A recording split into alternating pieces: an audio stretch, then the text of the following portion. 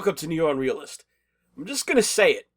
Theresa May, the current Prime Minister of the United Kingdom, has lost her damn mind.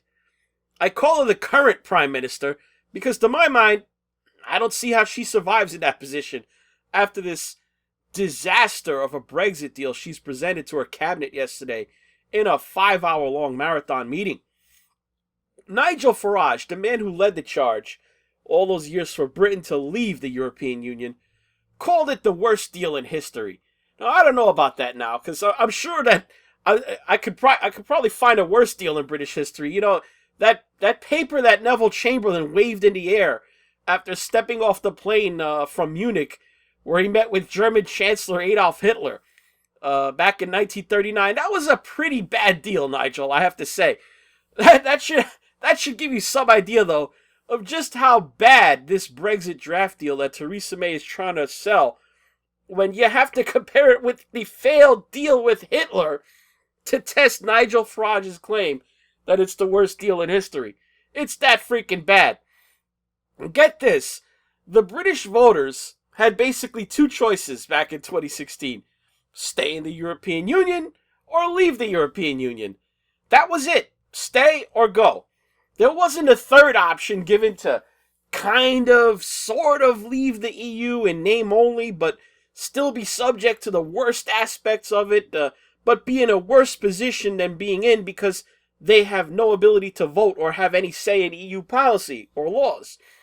Now, on top of this, the British taxpayer, forgetting this yoke of servitude placed on them, this loss of their sovereignty and control over what goods and services enter and leave their country and on what terms, for this the British taxpayer gets to pay the European Union $39 billion to become the indentured servants of the EU. Just insanity.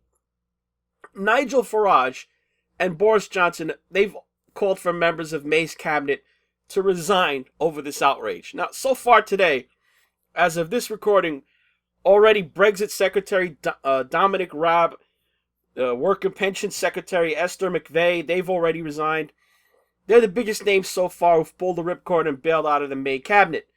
Another Brexit minister, Suella Braverman, has also resigned.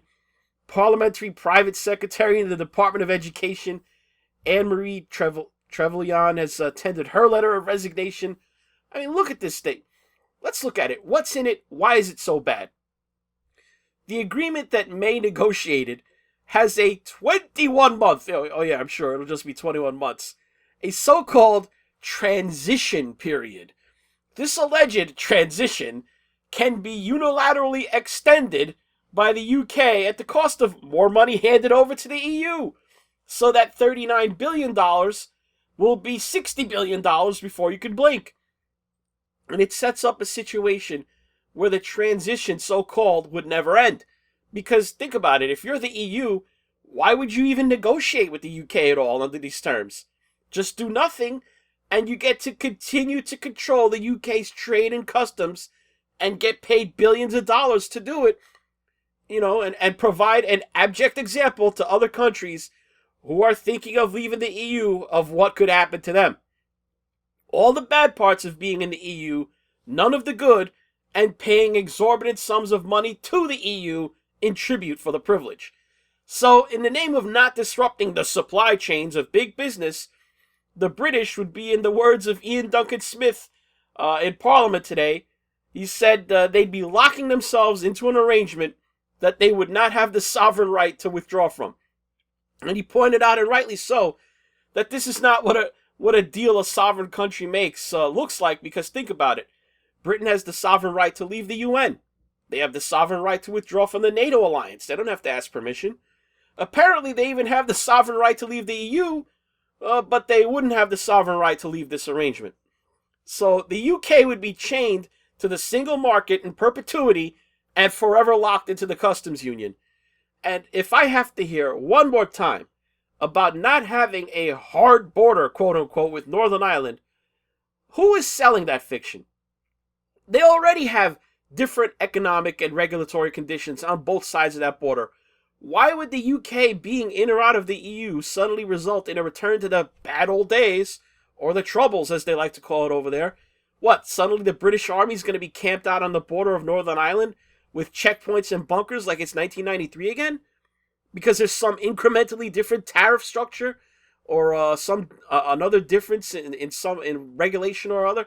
Hardcore IRA members who apparently they could stomach the last 25 years of peace with Southern Ireland and England, all of a sudden are going to transform into howling Celts over the UK's EU membership.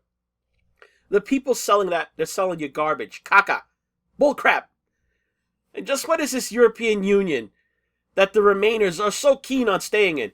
What's so bad about this economic club, you might ask? That's just it. At the same time that this is going on, the veil has been lifted. Just 2 days ago, after the whole flap between U.S. President Donald Trump and France's leader Emmanuel Macron over nationalism, Macron's finance minister Bruno Le Maire, he declared that the European Union should become an empire.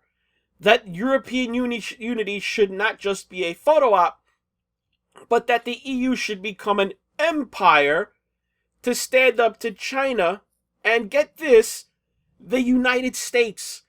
I'm sorry, when did the United States become a military threat to the European Union? In what universe does the United States Congress vote for any significant military action against Europe? I mean, forget about some French finance minister, though.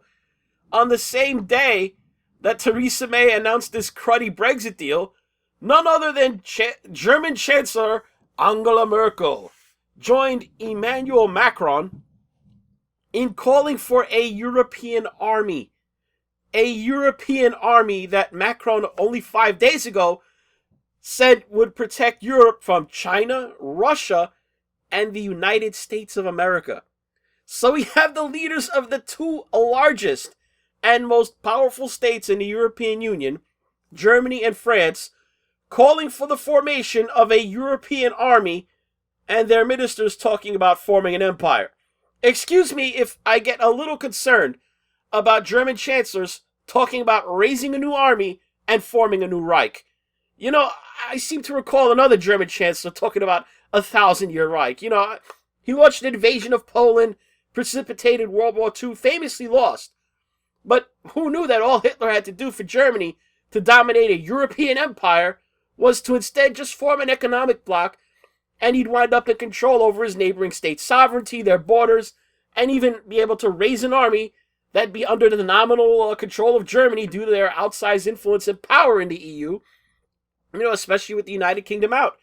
Now, I'm guessing that the British people, when they were first informed that they were joining the EU back in the 1990s, because remember, there was no real vote for this, I mean, it was just imposed on them, they had no idea that they were signing up for a proto-empire complete with its own army, intended to fight against the United States, in the words of the very leaders calling for it.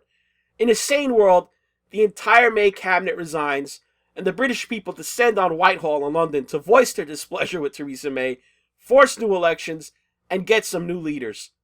If that's Boris Johnson, or even better, Jacob Rees-Mogg, he looks good, then so be it. But this is Theresa May's Neville Chamberlain moment. I don't see how she has any future after this capitulation to the globalist EU. That's all for this Neo-Realist. Like the video, comment, subscribe to the channel, hit the notification bell to keep up with the new content, and follow the links below to Patreon or PayPal if you want to support the channel with your hard-earned pounds or euros. Just use the tip or pledge button below if you're watching this on BitChute. Thanks for watching.